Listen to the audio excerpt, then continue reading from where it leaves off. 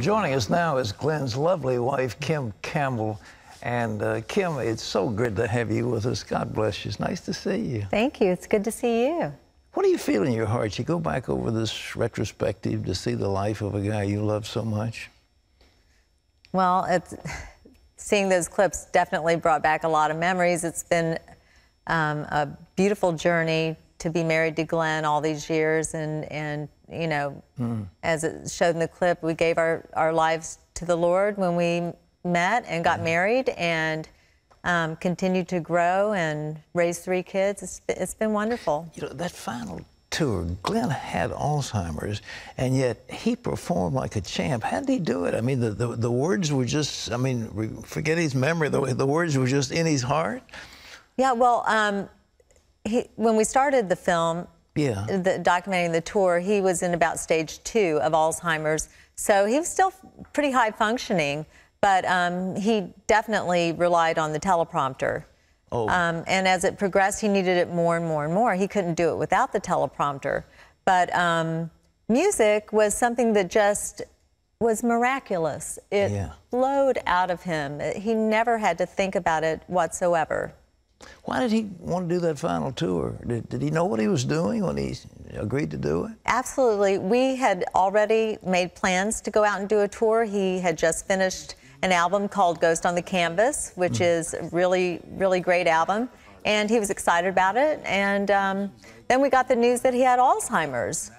And, you know, Glen said, I'm going to go out and do my tour. I feel fine.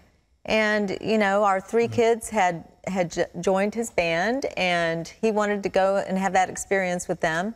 So we made the public announcement that he had Alzheimer's because we wanted the fans to know, in case, you know, there was any missteps on stage or any odd behavior, that, you know, he was not having a relapse with alcohol. That there was actually something else going on. And we were pretty worried, you know, is anybody going to want to come out and see somebody who has Alzheimer's? Or maybe they don't want to remember Glen, you know, not at the top of his game. But the exact opposite happened. People just came out in droves and cheered and supported him and encouraged him. And we just knew that we had done the right thing. Well, I saw some of the TV when it was going on, and it was just amazing how he performed. Now you think, this guy hadn't got Alzheimer's. Yeah, I mean, he's just amazing how he did it. Off stage, you know, he's saying, do we have a show tonight? And then 2 seconds later, do we have a show tonight? On and on. And then I would think, how is this man going to go on stage and do a show? But the minute the lights came up, and he heard the applause, it was like automatic pilot, and he just knew what to do. It was miraculous. I really think it was the Lord. I do. What did you have to do? I mean, you know, it takes a tremendous wife or spouse to look after somebody with Alzheimer's. What did you have to go through, personally? Well, first of all, I had a team of people. It wasn't on my own. So we had our kids with us and a crew. Everybody from the security guy and the bus driver and the little boy that traveled with us, their son. We all took turns and pitched in and just tried to keep him positive. And I tried to make sure he had a nap, you know, he stayed rested. That's really important. And we all just tried to laugh and enjoy ourselves. So that he was in the right frame of mind to be able to do it. Were you with him? He went off the wagon pretty heavy and started drinking again. Were you married at that time when he relapsed into alcohol? Yeah, in 2003, he had a relapse and a very public, you know, arrest, mugshot, the whole thing. So I was thankful that happened, because, you know, he needed that to bring him to the point where he would stop. But I think it was due to, he had been suffering depression and anxiety, and he didn't know how to deal with it. I was at home with the kids. They were all in high school, and he didn't like going out on the road and leaving the family, and he just slipped back into it. So, but the Lord used that to, you know, straighten him up again, and then... Well, you know, I said, well, he was considered, when he was, you know, like a studio musician, he was considered one of the best guitarists that ever lived. He was really an incredibly talented musician. Yeah, absolutely. What'd you love him for?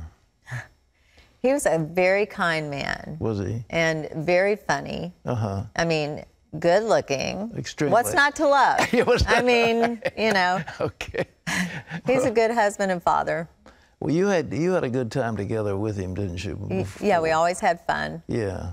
Yeah. Well, he was great here on the show when he was doing what he did with us, and his TV show was such fun. I mean, they had more fun. I mean, that was the nice thing about Glenn. He had fun. It was humor all the time. So, yeah. Well, you've been a very good wife. How are your kids doing? What do they do these days? Well, Ashley is launching her own career. Really? And singer? Singer, yeah, with Big Machine. Mm-hmm. And Shannon's pursuing music, and our son, those two kids live in Nashville, and our drummer son is producing other bands and has his own band. He lives in L.A. That's great. Yeah. You live in Nashville? Yeah, we moved to Nashville.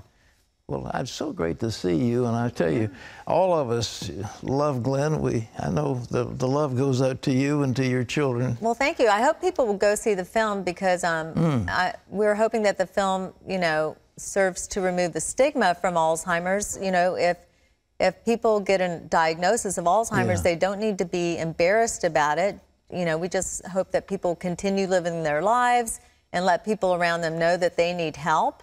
They need support, and I'm just really proud of Glenn's courage to let the world see what Alzheimer's is like. Is the movie released yet, or it's Yeah, it was released October 24th, and it's just a really uplifting film, and I think a testimony to Glenn's faith, his relationship to God. Sure. And it's something that, you know, it's a great experience to see it in a group.